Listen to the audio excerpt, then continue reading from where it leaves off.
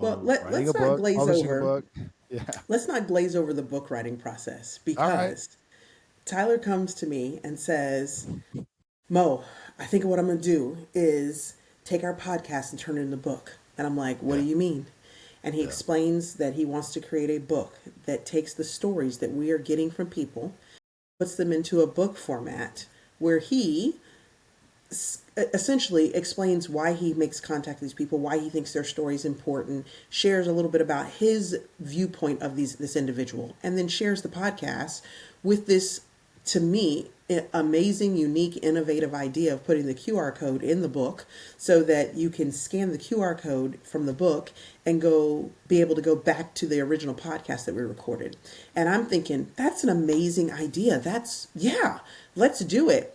But in my head, I'm thinking, if you're going to write a whole book, and I'm not saying it's not the thickest book in the world, but it's a whole book.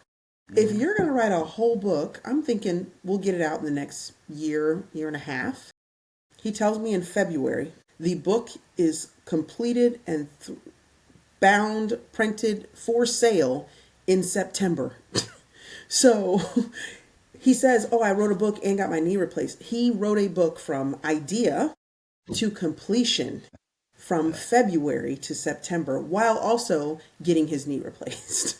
Yes. So, and to me, like I said, not writing a book off of something that's been done before, writing a book off of something that is a completely innovative idea, trying to figure out how to take stories, because storytelling is very, very vastly different than putting it into book format. The way we speak to each other is it carries a lot of nuances that we don't necessarily get in the written format. So you have to go in and make sure that those things are being corrected, for lack of better terms.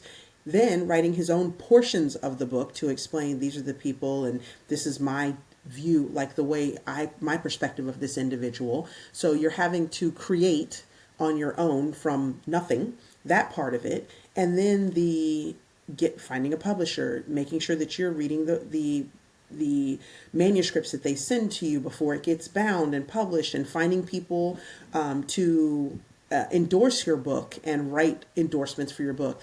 There's a lot of steps in here that he's glazing over when he says, I wrote a book. Well, it was with a lot of And help, to your point. it But yes, it was. was a lot of fucking work. I'm not gonna lie about that. It was. And that's, I will say, when he says, some people say, I need to slow down and not do too many things.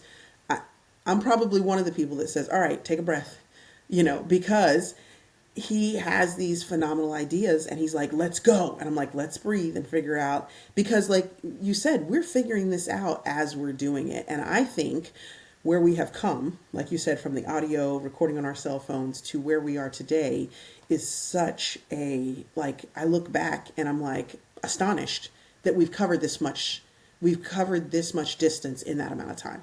So I will it's the also say balance.